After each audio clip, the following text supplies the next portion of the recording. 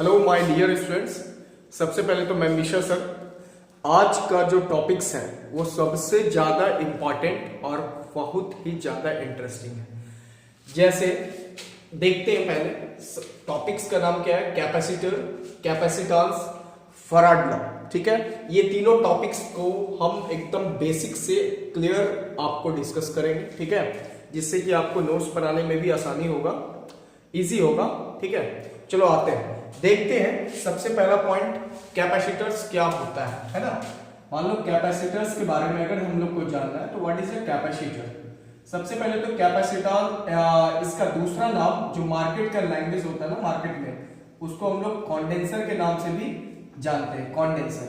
देखो बाबू सुनो, कैपेसिटर होता क्या है ना, कैपेसिटर्स एक इलेक्ट्रिकल डिवाइस होता है जिसमें कि चार्ज को स्टोर करके रखा जाता है। मतलब it is a electrical device which is used to store a charge between two charge plates. Capacitors में दो, आप लोगों को पता होगा, कैपेसिटर मार्केट में मिलता है, उसको हम लोग कंडेंसर के नाम से जानते हैं। ठीक है, तो उसमें दो तार होता है, एक पॉजिटिव और एक नेगेटिव। उसके अंदर में दो प्लेट्स होते हैं, दो चार्ज प्लेट्स होते हैं ना, जो कि एक पॉजिटिव चार्ज प्लेट्स होता है और एक नेगेटिव चार्ज प्लेट्स। उसका काम क्या है ना, उसका सिर्फ और सिर्फ काम है चार्ज को स्टोर करना। ठीक है, जैसे फैन में यूज होता है, पंखा में यूज करते हैं ना भाई, कंडेंसर, हर एक चीज में होता है कि अगर चार्ज स्टोर नहीं होगा तो इलेक्ट्रॉन्स कैसे प्रोवाइड करेगा वो। ठीक है, तो capacitors, what is a capacitors अगर कोई पूछेगा, मान लो आपको नोट्स बनाना है तो आप बना सकते हैं। सीधा हम लोग लिखेंगे कि ये एक टाइप का it is a electrical device, इसको हम लोग इलेक्ट्रिकल डिवाइस बोलेंगे। ठीक है, एकदम आराम से देखना है, which is used to stored a charge। हम लोग इसको चार्ज को स्टोर करने के लिए यूज करते हैं। किसके बीच में होता है, तो बिटवीन टू चार्ज प्लेट्स बोल सकते हो, between two charge plates, that is the capacitors. ठीक है, तो कैपेसिटर का डिफिनेशन हो गया ना, it is a electrical device which is used to store a charge between two charge plates. ठीक है, और एक बात, एक क्वेश्चन आता है कि चार्ज किस फॉर्म में होता है, किस फॉर्म में स्टोर किया जाता है। तो हमेशा याद रखना कि चार्ज को जो हम लोग स्टोर करते हैं वो इलेक्ट्रिक फील्ड के फॉर्म में, किस फॉर्म में होता है बच्चे, इलेक्ट्रिक फील्ड के फॉर्म में। ये क्वेश्चन पूछा गया था जैक बोर्ड में कि चार्ज इलेक्ट्रिक फील्ड के फॉर्म में स्टोर होता है। अब इसके बाद हम लोग आते हैं, ठीक है, कि इसमें एक पॉजिटिव प्लेट्स होता है, एक पॉजिटिव प्लेट्स और एक होता है नेगेटिव प्लेट्स। ठीक है, जो आपका क्लास 12 एनसीईआरटी में भी है, फिजिक्स में। उसके बाद देखो, सबसे पहले तो हम लोग इसको डेनोट किससे करते हैं, इसको हम लोग डेनोट करते हैं, इट इज डेनोटेड बाय सी से। किससे डेनोट करते हैं, सी से। ठीक है, अब हम लोग आते हैं इसके बाद, ये तो आपका हो गया कैपेसिटर्स के बारे में। अब हम लोग आते हैं फराड लॉ का डिस्कस करते हैं। ठीक है, तो इसको हम लोग रफ कर रहे हैं।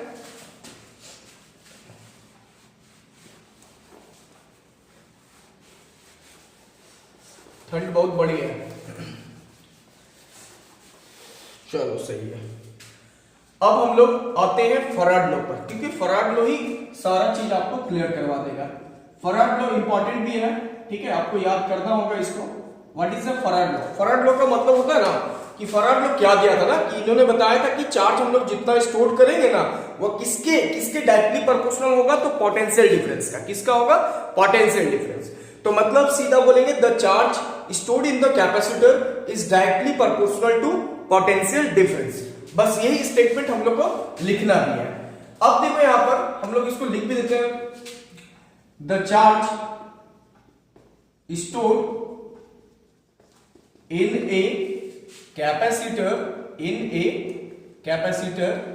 is directly proportional to potential difference, directly proportional to potential difference. Language ज्यादा इंपॉर्टेंट नहीं है। ठीक है, आप याद कर सकते हैं कि charge stored in a capacitor, मतलब जितना चार्ज स्टोर होगा वो उसके वोल्टेज के हिसाब से, मतलब वोल्टेज के डायरेक्टली प्रोपोर्शनल होता है। ठीक है, तो भाई ऐसा थोड़ी होता है कि चार्ज स्टोर करते गए वोल्टेज बढ़ती गया, ऐसा कुछ नहीं।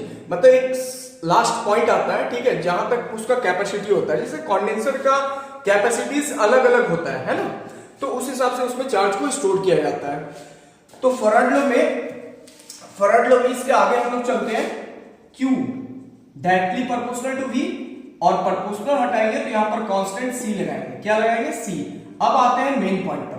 C का मतलब होता है कैपेसिटेंस। C का मतलब capacitance of a capacitor, capacitance of a capacitor. अब देखो बाबू, कैपेसिटेंस क्या होता है? चार्ज स्टोर करने की क्षमता को। हमने बोला ना कि मतलब मार्केट में अलग अलग कैपेसिटीज का कंडेंसर उपलब्ध है, ठीक है। तो इसका मतलब क्या है कि सारे में चार्ज स्टोर करने की क्षमता, कैपेसिटी अलग अलग होगी। तो चार्ज स्टोर करने का कैपेसिटीज को बोलते हैं कैपेसिटेंस। मतलब एक वर्ड हम लिख देते हैं कि the capacity for storing a charge, capacity for storing A charge in the capacitor, is called capacitance. उसको हम लोग बोलते हैं कैपेसिटेंस, ठीक है। अब कैपेसिटेंस का सिंबल C होता है। SI यूनिट बड़ा इंपॉर्टेंट है। SI यूनिट कैपेसिटेंस का क्या होता है? फराड। क्या होता है? फराड, ठीक है। यहां तक तो आपका क्लियर हो गया होगा कि व्हाट इज द कैपेसिटेंस, है ना। कैपेसिटेंस चार्ज स्टोर करने की क्षमता को बोलते हैं कैपेसिटेंस, ठीक है। अब रफ करते हैं इसको। अब आते हैं यूनिट एंड डायमेंशंस पर। यूनिट एंड डायमेंशंस,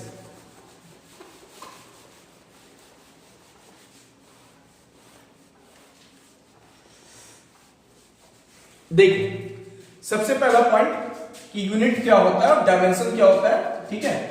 तो unit and dimensions of capacitance का मतलब C का, ठीक है।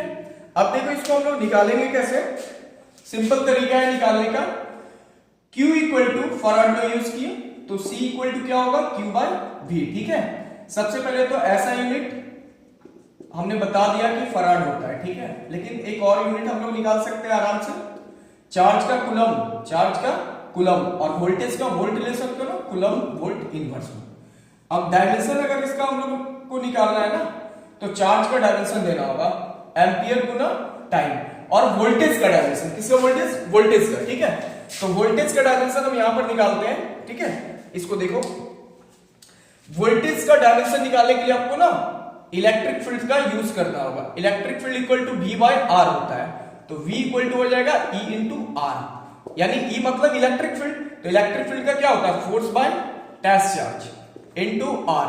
अब आराम से डायमेंशन पुट करते हैं। फोर्स का mlt-2, चार्ज का 80, फोर्स का mlt-2, चार्ज का 80 इंटू डिस्टेंस का L। इसका मतलब L पे पावर 1 1 2, T पे पावर ऊपर जाएगा ना तो -3 और एम्पियर इनवर्स 1। तो ये मेरा वोल्टेज का डायमेंशन है ml² T-3 एम्पियर इनवर्स 1। अब यहां पर पुट करेंगे तो ml² T-3 एम्पियर इनवर्स 1। तो कैपेसिटेंस का डायमेंशन हो गया, m ऊपर जा रहा है बच्चे तो इनवर्स 1, L² तो ऊपर जाएगा तो -2, और T पे पावर -3 और T पे पावर यहां 1 है तो T पे पावर हो गया +4, और एम्पियर ऊपर जा रहा है ना, तो एम्पियर अगर ऊपर जा रहा है तो एम्पियर इनवर्स ऊपर जा रहा है तो 1 होगा, 1 एम्पियर और है तो एम्पियर स्क्वायर।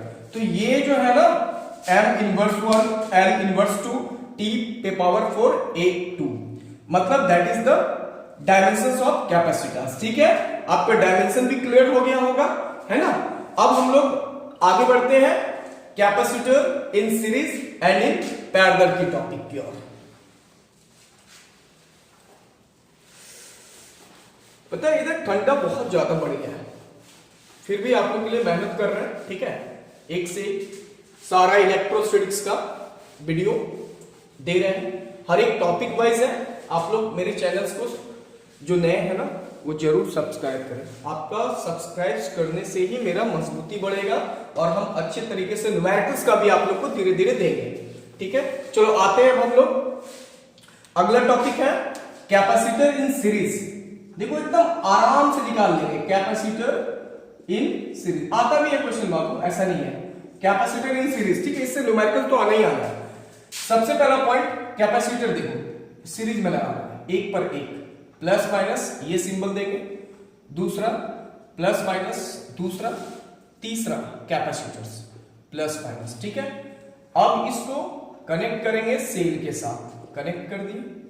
उसके बाद के प्लग, हम जैसा कोचिंग क्लासेस में पढ़ाते हैं सेम टू सेम वीडियो में भी दे रहे हैं, आप लोग नोट्स भी कर सकते हो, ठीक है, कोई दिक्कत नहीं होगा।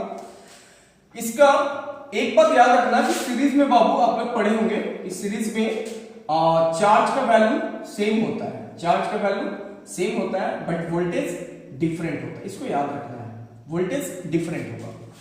तो चार्ज Q, इसका capacitance C1, C2, C3, voltage V1, V2, V3, total voltage V, ठीक है। अब देखो सीरीज में दिया हुआ है ना, तो चार्ज सेम है, तो क्या करेंगे हम लोग, total voltage equal to V1 plus V2 plus V3, total voltage को ऐड करेंगे और टोटल वोल्टेज के बराबर होगा। मान लो इसमें सेल में जितना आप वोल्ट लेगो ना, जितना वोल्ट का सेल लोगे उसी हिसाब से इसका डिस्ट्रीब्यूशन होगा।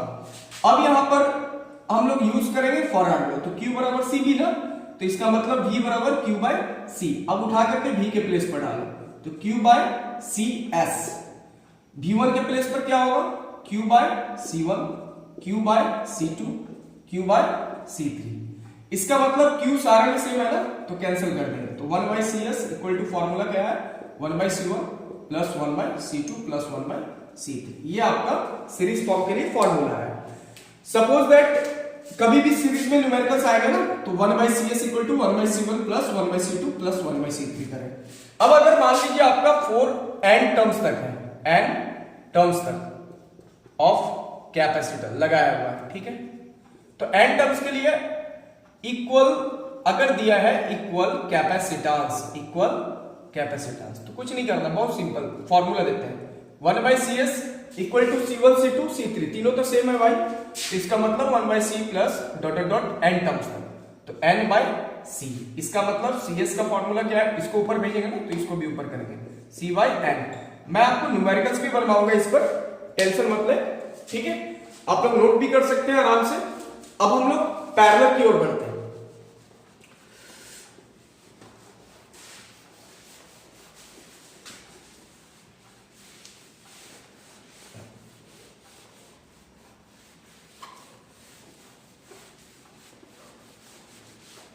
चलो अब आते हैं हम लोग कैपेसिटर इन पैरेलल, बहुत इजी है, कैपेसिटर पैरेलल में निकालना बहुत इजी है, डेरिवेशंस। तो कैपेसिटर इन पैरेलल फॉर्म, तो सबसे पहले हम लोग पैरेलल फॉर्म में इसको अरेंज करेंगे, तो सीधा ले रहे, ये देखो प्लस माइनस, पहला कैपेसिटर, दूसरा प्लस माइनस, उसके बाद थर्ड, एक और थर्ड ले सकते हैं, बस उससे ज्यादा क्यों ले। अब देखो, अब करते क्या है ना, हमको यहां पर C1, इसका C2 कैपेसिटर, इसका C3, ठीक है। अब चार्ज, एक बात याद रखना, ठीक है, कि इस पैरेलल में ना चार्ज डिफरेंट जाता है, अलग अलग चार्ज स्टोर होता है सारे बैटरी में, और वोल्टेज क्या होते हैं, सेम होते हैं, बस। इसका मतलब देखो कि इसका वोल्टेज सेम ही होगा ना सबका, तो चार्ज Q1, Q2 और एक Q3, ठीक है, वोल्टेज मेरे को सेम ही रहेगा। अब देखो, तो चार्ज डिफरेंट है, Q बराबर Q1 plus Q2 plus Q3, total charge को ऐड करेंगे ना, ये टोटल चार्ज को ऐड करेंगे, टोटल चार्ज के बराबर होगा। अब देखो, तो यूज करेंगे फॉर्मूला Q बराबर CB, तो यहां से क्या लेना है हमको, तो Q1 equal to C1V, Q2 equal to C2V, Q3 equal to C3V। अब उठा के प्लेस करो, तो Q के प्लेस पर पुट करेंगे, तो CPV equal to C1V plus C2V plus C3V। अब V भी कैंसल, यानी CP बराबर क्या है, C1 plus C2 plus C3, तो पैरेलल के लिए क्या होता है, ऐड कर दिया जाता है, ठीक है। अब यही अगर इक्वल कैपेसिटेंस दिया है, क्या दिया है, इक्वल कैपेसिटेंस n टर्म्स के लिए, तो सीधा क्या करना है, CP equal to C plus C dot dot dot n तक जाएगा, तो NC, यानी कैपेसिटर इन पैरेलल आ गया मेरा n इंटू C, ठीक है। अब देखो यहां पर, तो मान लो अगर n इंटू C आया, तो CP को क्या बोलेंगे, ये सिंबल को क्या बोला जाता है, capacitor in parallel, capacitor in parallel, ठीक है, आराम से आप लोग समझ गए ना। तो ये हुआ आपका फॉर्मूला किसका हुआ, पैरेलल्स का, ठीक है। और इसके बेस पर हम अगले वीडियो में ना आप लोग को एक न्यूमेरिकल्स भी बता देंगे, ठीक है। चलो ठीक है, आते हैं, थैंक यू।